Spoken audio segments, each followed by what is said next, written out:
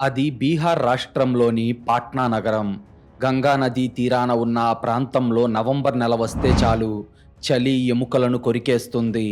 కానీ ఆ చలిని కూడా తక్కువ చేస్తూ ఒక పెద్ద ప్యాలెస్ లాంటి కళ్యాణ మండపంలో సన్నాయి మేళం, బంధువుల కోలాహలంతో మార్మోగుతుంది. బయట దట్టమైన పొగమంచు కమ్ముకొని ఉన్నా లోపల మాత్రం వందల కొద్దీ రంగురంగుల లైట్ల వెలుగులు, ఖరీదైన డెకరేషన్లు ఆ రాత్రిని పగలుగా మార్చేశాయి.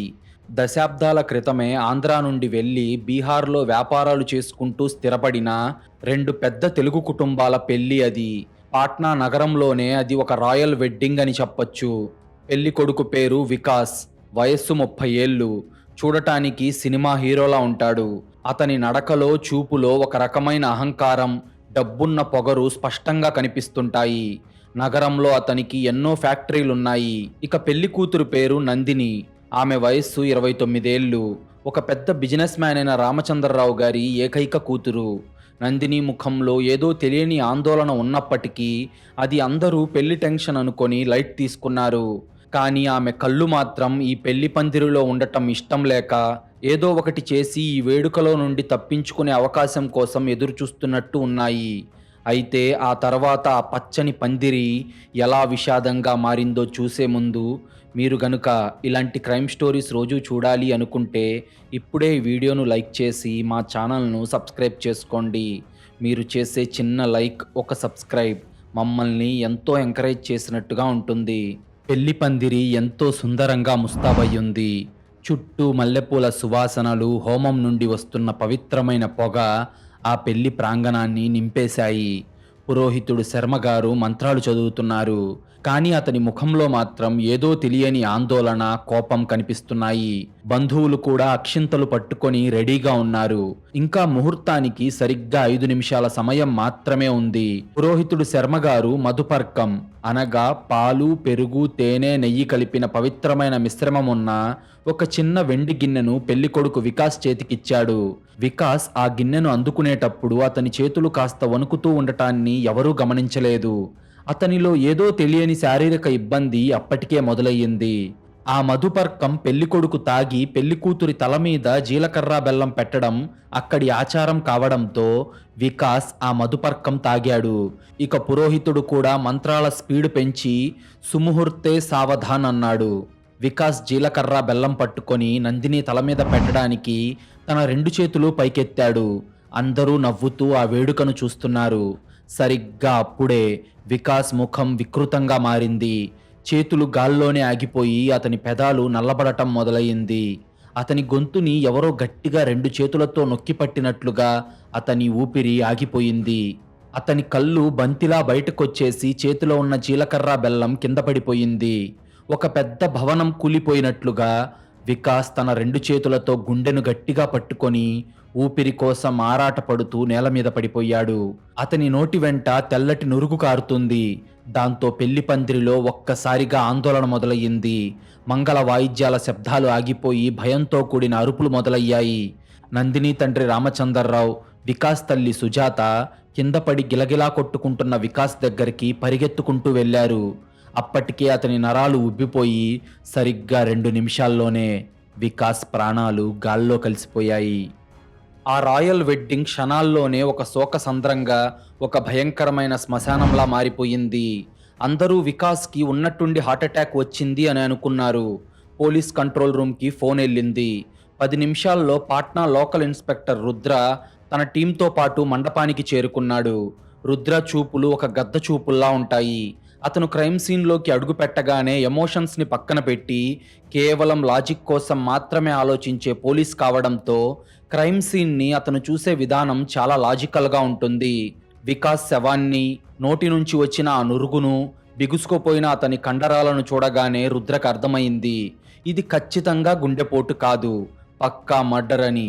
గుండెపోటు వస్తే కళ్ళు అలా బయటకు రావు, నోట్లో నుంచి అలా నురుగు రాదు అని అతని పోలీస్ బుర్రకు అర్థమైంది. దాంతో వెంటనే బాడీని పోస్టుమార్టంకి పంపించగా సాయంత్రానికి రిపోర్ట్ వచ్చింది. అవును, రుద్ర అనుకున్నదే నిజం. వికాస్ది హార్ట్అటాక్ కాదు, అతని బాడీలో అత్యంత ప్రమాదకరమైన సైనైడ్ లాంటి ఒక రేర్ పాయిజన్ ఉందని తేలింది.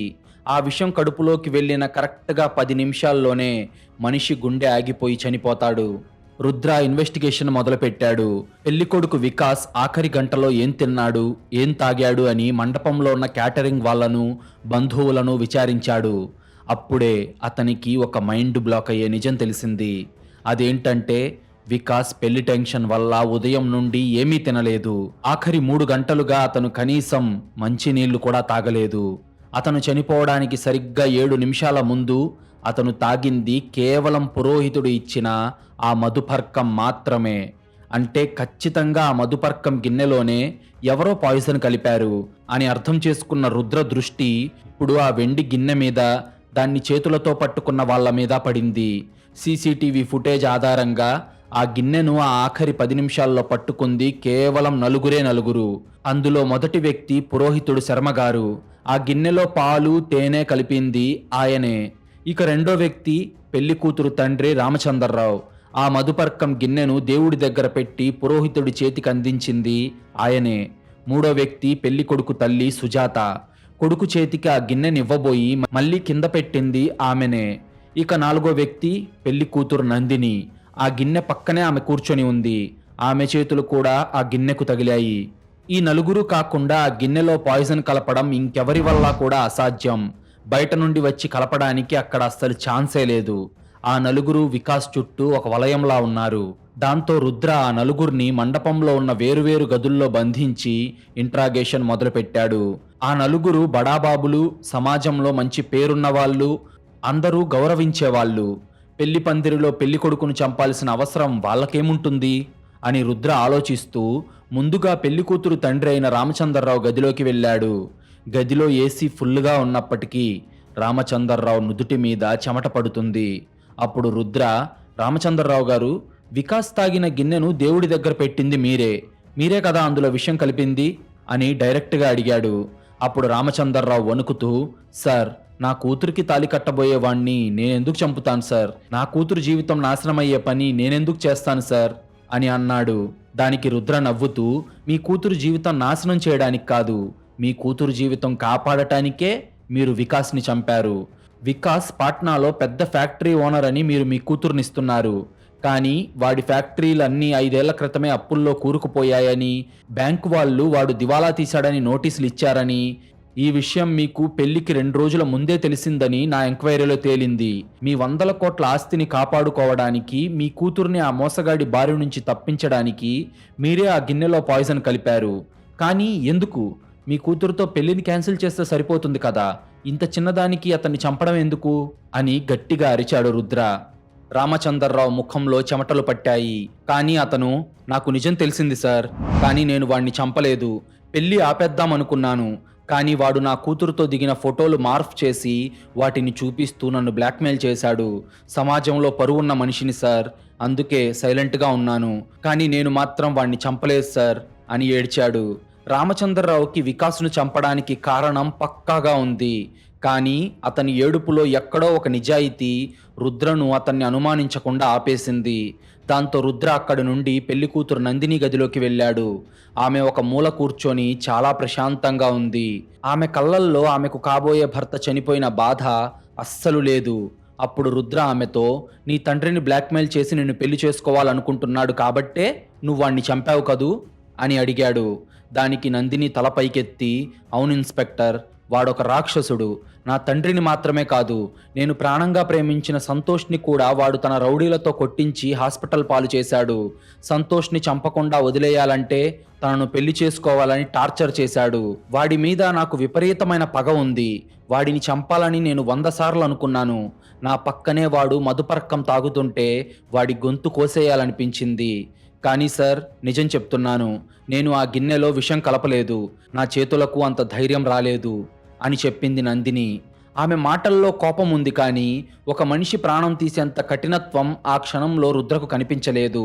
నందినికి కూడా కారణం చాలా స్ట్రాంగ్గా ఉంది. కానీ ఆమె నిజం చెప్తుందో అబద్ధం చెప్తుందో రుద్రకు అర్థం కాలేదు. ఇప్పుడు రుద్ర వికాస్ సొంత తల్లి సుజాత దగ్గరికి వెళ్ళాడు. కొడుకు శవం పక్కనే పడి ఉంటే ఆమె కళ్ళల్లో కన్నీళ్లు ఎండిపోయినట్లుగా దీనంగా చూస్తూ రుద్రతో, కన్న కొడుకుని ఎవరైనా చంపుతారా ఇన్స్పెక్టర్ అని ఆమె ఏడుస్తూ అడిగింది. అప్పుడు రుద్ర ఆమె కళ్ళల్లోకి సూటిగా చూస్తూ, కన్న కొడుకే సొంత తండ్రిని చంపినప్పుడు కొడుకుని తల్లి చంపకూడదా ఏంటి అని బాంబు పేల్చాడు. ఆ మాట వినగానే సుజాత షాక్ అయిపోయింది.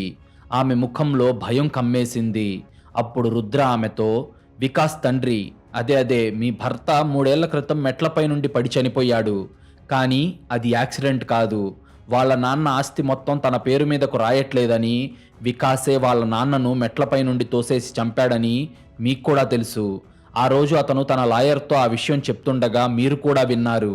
మీరు ఎంతగానో ప్రేమించే మీ భర్తను చంపాడు అని కొడుకు మీద పగతో రగిలిపోతూ, వాడిని జైలుకు పంపితే మీ పరువు పోతుందని, వాడి జీవితంలో అత్యంత సంతోషకరమైన రోజైన ఈ పెళ్లి రోజునే వాడిని చంపి మీ పగ తీర్చుకున్నారు.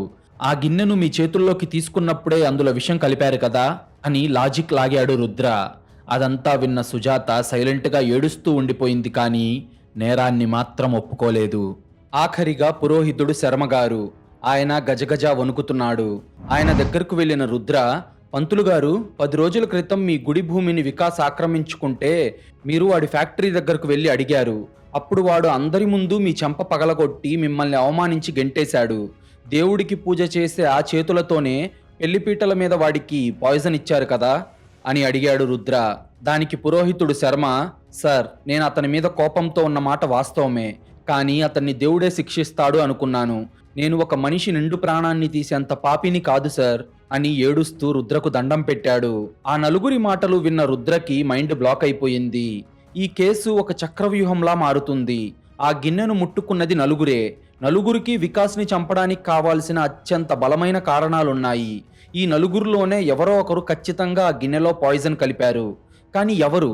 దీన్ని ప్రూవ్ చేయడం ఎలా? ఎవరూ నేరం ఒప్పుకోవడం లేదు. వాళ్ళ నలుగురి వేలుముద్రలు గిన్నె మీద ఉన్నప్పటికీ అది కామన్, ఎందుకంటే ఆ నలుగురు దాన్ని పట్టుకున్నారు. దాంతో రుద్రకి ఒకటే మార్గం కనిపించింది. కళ్యాణ మండపంలో పెళ్లిని షూట్ చేస్తున్న వీడియోగ్రాఫర్స్ని పిలిచి వాళ్ళ దగ్గర ఉన్న కెమెరాల్లోని రికార్డైన ఫుటేజ్ మొత్తాన్ని తీసుకున్నాడు. ఇప్పుడు రుద్ర గది మొత్తం నిశ్శబ్దంగా, కేవలం మౌస్ క్లిక్ చేసే శబ్దాలు మాత్రమే వినిపిస్తున్నాయి. ల్యాప్టాప్లో మెమరీ కార్డు వేసి ఆ ఆఖరి అరగంటలో ఆ పెళ్లి పందిరిలో ఏం జరిగిందో తెలుసుకోవడానికి గదిలో ఒంటరిగా కూర్చొని రుద్ర ఆ వీడియోలను స్లో మోషన్లో అణువణువునా చెక్ చేయడం మొదలుపెట్టాడు.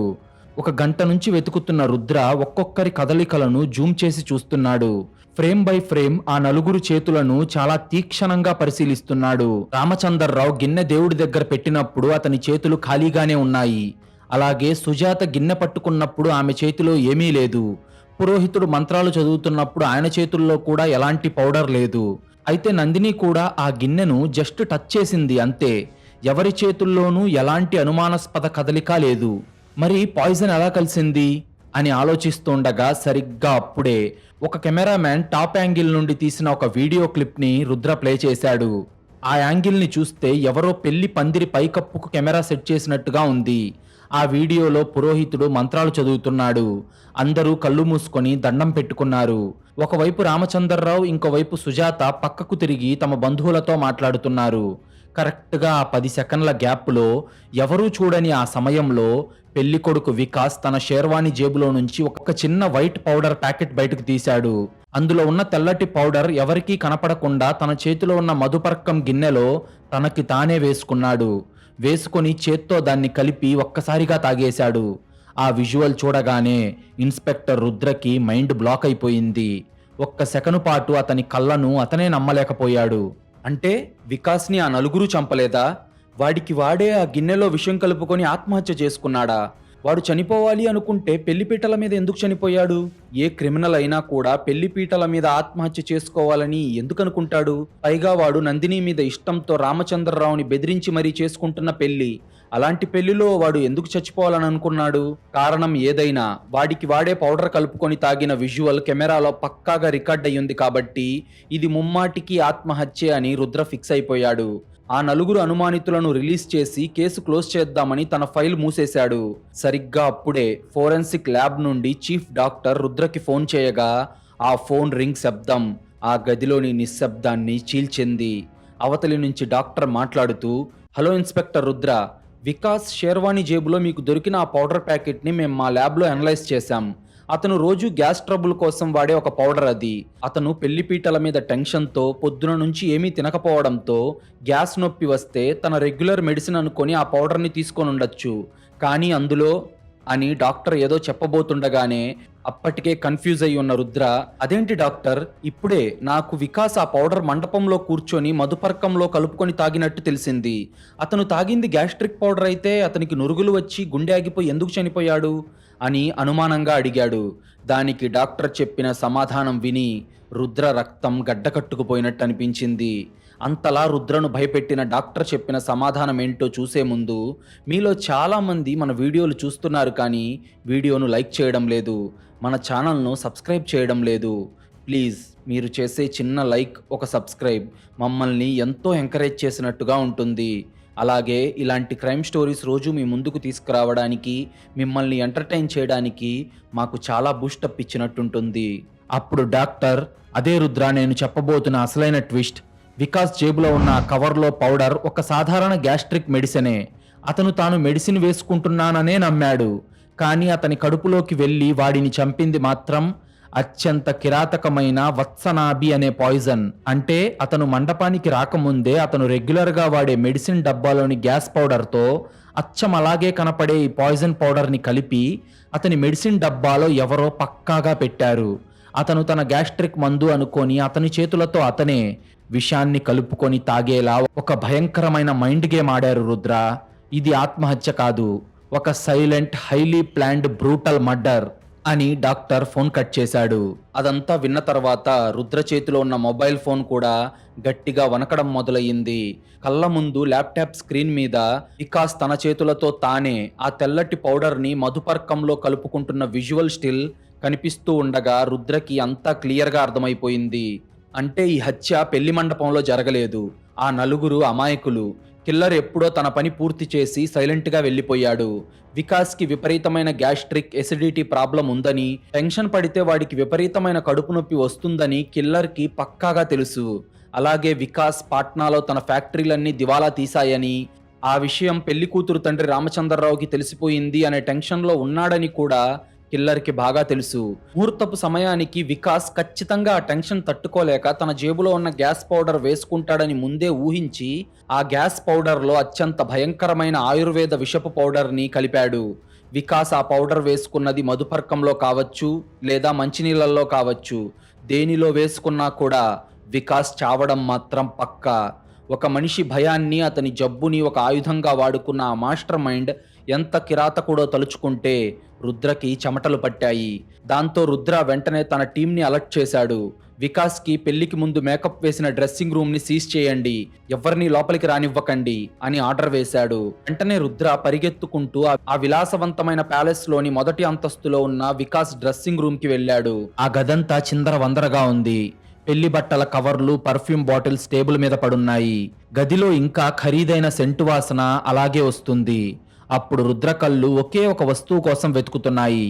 అదే వికాస్ వాడే ఒరిజినల్ మెడిసిన్ బాక్స్. బాత్రూమ్ అద్దం కింద ఉన్న క్యాబినెట్లో ఒక చిన్న ప్లాస్టిక్ డబ్బా అతనికి కనిపించింది. దాని మీద యాంటాసిడ్ పౌడర్ అని రాసుంది. రుద్ర తన చేతులకు గ్లౌజులు వేసుకొని ఆ డబ్బాను తెరిచాడు. అది సగం ఖాళీగా ఉంది. అందులో ఉన్నది గ్యాస్ పౌడర్ కాదు, వత్సనాభి విషం. అంటే కిల్లర్ ఈ గదిలోకే వచ్చి వికాస్ వాడే మెయిన్ మెడిసిన్ డబ్బాలోనే విషం కలిపాడు. వికాస్ ఆ డబ్బాలో నుంచి కొంచెం పౌడర్ని తీసుకొని ఒక చిన్న పేపర్ ప్యాకెట్లో మడతపెట్టి తన షేర్వాణి జేబులో పెట్టుకొని మండపానికి వెళ్ళాడు అని రుద్రకు అర్థమైంది. దాంతో రుద్ర ఆ డబ్బా మీద ఫోరెన్సిక్ డస్టింగ్ అనగా ఫింగర్ ప్రింట్ టెస్ట్ చేయించాడు. అయితే ఆ డబ్బా మీద ఎలాంటి వేలిముద్రలు లేవు. అంతా చాలా క్లీన్గా తుడిచేసుంది. దాంతో రుద్ర వెంటనే ఈవెంట్ మేనేజర్ని పిలిచి గత 4 గంటల్లో వికాస్ గదిలోకి ఎవరెవరు వచ్చారు అని గట్టిగా అరిచాడు. అప్పుడు ఈవెంట్ మేనేజర్ కంగారుగా, సార్, పెళ్లికొడుకు గదిలోకి ఫ్యామిలీ మెంబర్స్ ఎవరూ రాలేదు సార్. అందరూ ఎవరి పనుల్లో వాళ్ళు బిజీగా ఉన్నారు. కేవలం makeup artist, hair stylist, 2 room boys, ఇంకా క్యాండిడ్ ఫోటోగ్రఫీ తీయడానికి ఫోటోగ్రాఫర్స్ టీం మాత్రమే వచ్చారు సార్ అని చెప్పాడు. అది విన్న రుద్ర మేకప్ ఆర్టిస్ట్, హెయిర్ స్టైలిస్ట్లను ఎంక్వైరీ చేశాడు. వాళ్లకు వికాస్ను చంపడానికి ఎలాంటి కారణం ఉన్నట్టు రుద్ర కనిపించలేదు. పైగా వాళ్ళు వికాస్కి మేకప్ వేసిన వెంటనే బయటకు వచ్చేశారు. సరిగ్గా అప్పుడే రుద్ర మైండ్లో ఒక ఫ్లాష్ లైట్ వెలిగింది. పెళ్లికొడుకు గదిలో ప్రతి చిన్న వస్తువును ఫోటో తీసే నెపంతో వికాస్ పర్సనల్ ప్లేస్లోకి చాలా ఈజీగా వెళ్ళగలిగేది ఒక్క కెమెరామ్యాన్ మాత్రమే అనే అనుమానం వచ్చి రుద్ర వెంటనే వెడ్డింగ్ ఫోటోగ్రఫీ టీం తీసిన గెట్టింగ్ రెడీ వీడియోని ల్యాప్టాప్లో ప్లే చేశాడు. ఆ వీడియోలో పెళ్లికొడుకు వికాస్ అద్దం ముందు నిలబడి షేర్వానీ వేసుకుంటున్నాడు. వీడియోలో ఇద్దరు కెమెరామ్యాన్లు ఉన్నారు. ఒకడు వీడియో తీస్తున్నాడు, ఇంకొకడు స్టిల్ కెమెరాతో ఫోటోలు తీస్తున్నాడు. రుద్ర ఆ వీడియోని స్లో మోషన్లో అబ్జర్వ్ చేయడం మొదలుపెట్టాడు. వీడియోలో వికాస్ షేర్వానీ వేసుకుంటున్నప్పుడు ఒక కెమెరామ్యాన్ వికాస్ దగ్గరికి వెళ్ళి, సార్ ఆ విండో దగ్గర నిలబడండి, ఒక మంచి ఫోటో తీస్తాను, మీరు బయటకు చూస్తూ ఉండండి చాలు అని చెప్పాడు. వికాస్ అద్దం ముందు నుండి విండో వైపుకు నడిచాడు. ఆ 10 సెకండ్ల గ్యాప్లో ఆ వీడియో కెమెరామ్యాన్ అద్దం ముందున్న టేబుల్ దగ్గరకు వెళ్ళి, సార్ మీ వాచ్, పర్ఫ్యూమ్ బాటిల్కు క్లోజప్ షాట్స్ తీస్తాను అంటూ కెమెరాని టేబుల్ మీద ఉన్న వస్తువుల వైపు తిప్పాడు.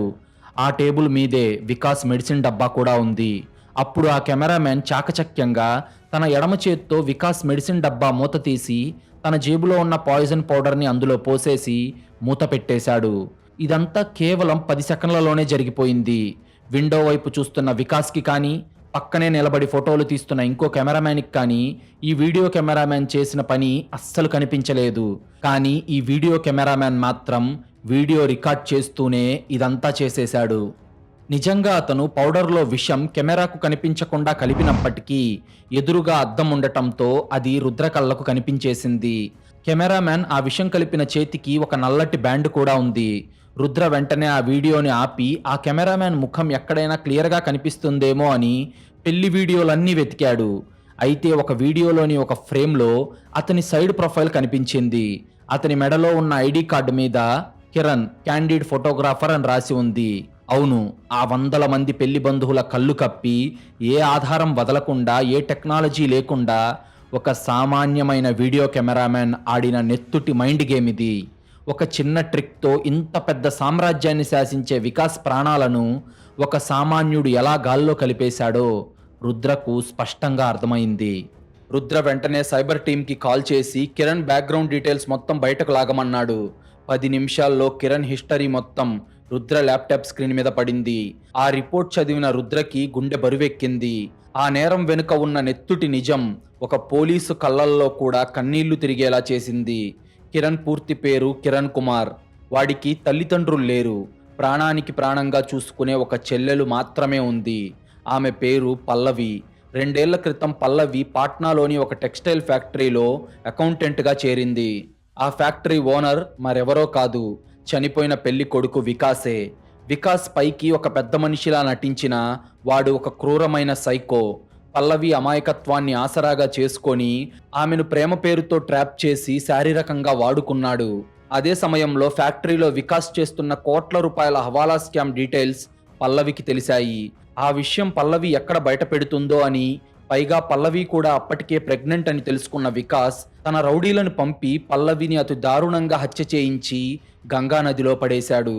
ఆ కేసు పోలీసుల దగ్గరకు వెళ్ళిన వికాస్ తన డబ్బుతో, పవర్తో ఆ కేసును ఒక లవ్ ఫెయిల్యూర్ సూసైడ్గా మార్చేసి సైలెంట్గా ఫైల్ క్లోజ్ చేయించాడు. తన కళ్ళెదుటే తన చెల్లికి జరిగిన అన్యాయాన్ని చూసి పాపం కిరణ్ పిచ్చోడిలా ఏడ్చాడు. చట్టం వికాస్కి శిక్ష వేయలేకపోవడం చూసి కానీ ఒక అన్నగా కిరణ్కి మాత్రం రక్తం మరిగిపోయింది. 2 సంవత్సరాల పాటు ప్రతి క్షణం చెల్లి జ్ఞాపకాలతో మండిపోతూ కేవలం ఒక కెమెరా పట్టుకొని ఆ నరరూప రాక్షసుడి చుట్టూ కిరణ్ తిరిగాడు. వికాస్ని చంపడానికి కిరణ్ 2 ఏళ్లుగా ఒక సరైన ముహూర్తం కోసం ఎదురు చూస్తున్నాడు. ఆ ముహూర్తమే వికాస్ పెళ్లి అని కిరణ్ గురించి మొత్తం నిజం తెలుసుకున్న రుద్ర తన గన్నుని లోడ్ చేసుకొని తన టీంతో పాటు మండపం వెనక ఉన్న ఫోటోగ్రఫీ కంట్రోల్ రూమ్కి వెళ్ళాడు. రుద్ర తలుపులు బద్దలు కొట్టి లోపలికి వెళ్ళేసరికి కిరణ్ అక్కడే ఉన్నాడు. అతను కనీసం పారిపోవడానికి కూడా ప్రయత్నించలేదు. చాలా ప్రశాంతంగా ఒక ల్యాప్టాప్ ముందు కూర్చొని పెళ్లి ఫోటోలను బ్యాకప్ తీసుకుంటున్నాడు. అతని ముఖంలో ఎలాంటి ఆందోళన లేకపోగా తన పని పూర్తయిందన్న ప్రశాంతత మాత్రమే ఉంది. అప్పుడు రుద్ర వెళ్ళి కిరణ్ కాలర్ పట్టుకొని గోడకు వేసి నొక్కుతూ, రేయ్, నీ చెల్లి చావుకి పగ తీర్చుకోవడానికి ఎంత భయంకరమైన స్కెచ్ చేశావురా, పెళ్లిపీటల మీద వాడి మెడిసిన్లో విషం కలిపి ఏమీ ఎరగని వాడిలా ఫోటోలు తీసావా, యు ఆర్ అండర్ అరెస్ట్ అని గట్టిగా అరిచాడు. అది విన్న కిరణ్ ఏమాత్రం భయపడకుండా చాలా ప్రశాంతంగా నవ్వుతూ, సార్, చట్టానికి ఆధారాలు కావాలి కదా. వికాస్ వాడి జేబులో నుంచి పౌడర్ తీసుకొని మధుపర్కంలో వాడే కలుపుకొని తాగాడు సార్. వాడి చేతులతో విషం తాగుతుంటే దానికి నేనెలా బాధ్యుణ్ణవుతాను అని చాలా లాజికల్గా అడిగాడు. అప్పుడు రుద్ర కిరణ్ కాలర్ వదిలేసి, నీ తెలివికి హ్యాట్స్ ఆఫ్ కిరణ్, కానీ డ్రెస్సింగ్ రూమ్లో ఆ అద్దం రిఫ్లెక్షన్లో నువ్వు వికాస్ వాడే గ్యాస్ట్రిక్ మెడిసిన్లో విషం కలుపుతున్న విజువల్ నా కంటపడింది. ఇక నీ ఆట ముగిసిపోయింది అన్నాడు రుద్ర. ఆ మాట వినగానే కిరణ్ ముఖంలో ఎలాంటి టెన్షన్ లేదు. పైగా ఒక సంతృప్తికరమైన చిరునవ్వుతో, నాకు తెలుసు ఇన్స్పెక్టర్ సార్, ఆ వీడియో మీకు ఖచ్చితంగా దొరుకుతుందని నాకు తెలుసు. నేను పారిపోవాలి అనుకుంటే ఆ విషం కలిపిన గ్యాప్లోనే కెమెరాలోని ఆ వీడియో క్లిప్ని డిలీట్ చేసి ఉండేవాణ్ణి. ఎందుకంటే నా కెమెరా నా కంట్రోల్లోనే కదా ఉంటుంది. కానీ నేను ఆ విజువల్ని కావాలనే డిలీట్ చేయలేదు సార్ అని కిరణ్ చెప్పడంతో రుద్రకి మైండ్ బ్లాక్ అయ్యి, ఏంటి, ఆ వీడియోలో నువ్వు విషం కలుపుతూ ఉండటం రికార్డ్ అయిందని నీకు ముందే తెలుసా? మరెందుకు దాన్ని డిలీట్ చేయలేదు అని ఆశ్చర్యంగా అడిగాడు. ఆ ప్రశ్నకి కిరణ్ కళ్ళల్లో నీళ్లు తిరిగాయి. నేను కేవలం నా చెల్లిని చంపిన ఒక రాక్షసుణ్ణి మాత్రమే చంపాను ఇన్స్పెక్టర్. అలా అని నేను క్రిమినల్ని కాదు. నేను వాడి మెడిసిన్ డబ్బాలో విషం కలిపాక వాడు ఖచ్చితంగా ముహూర్తం టైంకి ఆ మండపంలో తన దివాలా తీసిన ఆస్తుల గురించి, అప్పుల వాళ్ళ గురించి టెన్షన్ పడి గ్యాస్ పౌడర్ వేసుకుంటాడని నాకు బాగా తెలుసు. కానీ సార్, వాడు ఆ పౌడర్ని ఆ మధుపర్కంలో కలిపి తాగినప్పుడు వాడి పక్కన నలుగురు అమాయకులు ఉన్నారు. పెళ్లి కూతురు, ఆమె నాన్న, పురోహితుడు, వాడి సొంత తల్లి. నేను వాడిని చంపేసి సైలెంట్గా వెళ్ళిపోయి ఉంటే ఈ కేసు విచారణలో ఆ నలుగురిలో ఎవరో ఒకరి మీద మీ పోలీసులకు అనుమానం వచ్చి వాళ్ళ జీవితాలు నాశనం అయ్యేవి సార్. వాడు చేసిన పాపానికి నా చెల్లి బలైంది. ఇప్పుడు నా పగ కోసం ఇంకో నలుగురు అమాయకులు జైలు పాలవ్వడం నాకు ఇష్టం లేదు సార్. అందుకే మండపంలో ఆ పెళ్లిపీటల మీద కరెక్ట్గా వికాస్ కూర్చునే ప్లేస్కి పైన సీక్రెట్గా ఒక గోప్రో కెమెరాను ఫిక్స్ చేసింది నేనే సార్. వాడు పెళ్లిపీటల మీద టెన్షన్ తట్టుకోలేక ఆ పౌడర్ను తీసుకుంటే అది మీకు ఖచ్చితంగా కనిపించేలా షూట్ చేయాలని నేనే ఆ కెమెరాను అక్కడ సెట్ చేశాను. ఆ వీడియో మీకు దొరకాలి. వికాస్ని ఆ నలుగురు చంపలేదని, వాడు తనకు తానే చంపుకున్నాడని చట్టానికి మీకు తెలియాలి. ఆ నలుగురు అమాయకులు పోలీసుల ఇంట్రాగేషన్ నుండి సేఫ్గా బయటపడాలి. అందుకే డ్రెస్సింగ్ రూమ్లో నేను విషం కలిపిన ఆ అద్దం రిఫ్లెక్షన్ వీడియోని డిలీట్ చేయకుండా మీకు దొరికేలా వదిలేశాను సార్. నాకు తప్పించుకొని దాక్కొని బతకాల్సిన అవసరం లేదు. నా చెల్లికి చట్టం ఇవ్వలేని న్యాయాన్ని నా చేతులతో నేనే ఇచ్చాను. ఆ రాక్షసుడు చచ్చాడు. ఇక నేను సంతోషంగా జైలుకు వెళ్ళడానికి కూడా సిద్ధమే అని కిరణ్ తన 2 చేతులను ముందుకు చాచాడు. కిరణ్ చెప్పిన సైకలాజికల్ మాస్టర్ ప్లాన్ విని రుద్ర సైలెంట్ అయిపోయాడు. తన పగ తీర్చుకుంటూనే తన వల్ల ఏ అమాయకుడికి శిక్ష పడకూడదని వందల మంది కళ్ళు కప్పి కిరణ్ ఎంత పర్ఫెక్ట్గా ఈ మర్డర్కి ప్లాన్ వేశాడో తలుచుకుంటే రుద్రకు వాడి మీద కోపం కంటే గౌరవం పెరిగింది. ఒక కరుడుగట్టిన నేరస్తుడికి, పరిస్థితుల వల్ల హంతకుడుగా మారిన ఒక సామాన్యుడికి మధ్య ఉన్న తేడాని రుద్ర కల్లారా చూశాడు. అప్పుడు రుద్ర, నువ్వు నేరం చేశావు కిరణ్, నీకు ఖచ్చితంగా శిక్ష పడుతుంది. కానీ నీ ఉద్దేశంలో న్యాయం ఉండటంతో కోర్టులో నీకు తక్కువ శిక్ష పడేలా చూసే బాధ్యత నాది అని రుద్ర తన చేతులతో కిరణ్కి బేడీలు వేయగా కిరణ్ నవ్వుతూ పోలీస్ జీప్ ఎక్కాడు. అప్పటికే అక్కడికి చేరుకొని మండపం బయట నిలబడి ఉన్న నందిని, సుజాత, రామచందర్రావు, పురోహితుడు శర్మ ఆశ్చర్యంగా జీపులో వెళ్తున్న కిరణ్ వైపు చూస్తున్నారు.